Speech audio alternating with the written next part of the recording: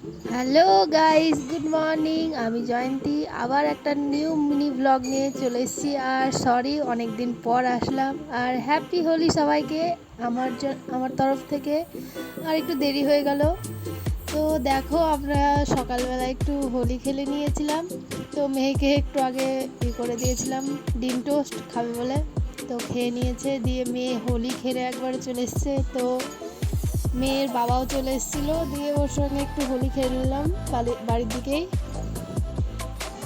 দিয়ে দেখতে থাকো। আর তোমরা কেমন হোলি খেলছো ওখানে বলো সবাই।